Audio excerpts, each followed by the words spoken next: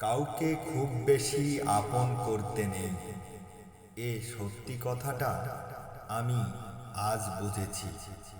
কারণ আপন মানুষগুলোর হাতেই থাকে হৃদয়ের দরজার চাবি, আর তারাই জানে ঠিক কোন জায়গায় আঘাত করলে মানুষ চুপচাপ ভেঙে পড়ে।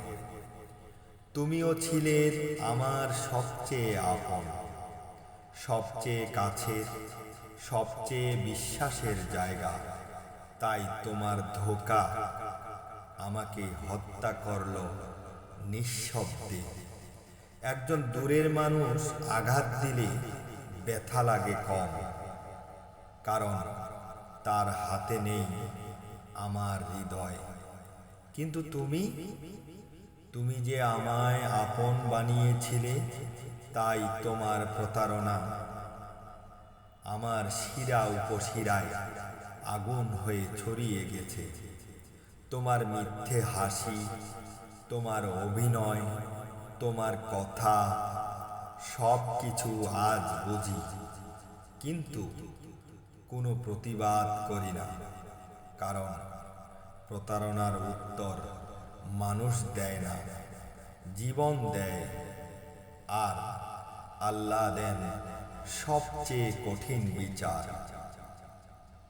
তুমি কি জানো, হৃদয় ভাঙার শব্দ কখনো বাইরে শোনা যায় না, কিন্তু ভিতরে ভূমিকম্পের মতো বাজে।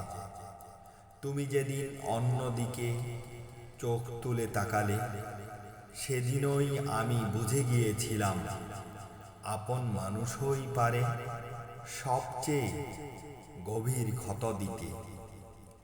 আজও বলছি, কাউকে খুব বেশি আপন করতে নেই, কারণ আপন মানুষ ভেঙে দেয় সেই জায়গাটাই যেখানে আমরা সবচেয়ে নিরাপদ ভাবতাম।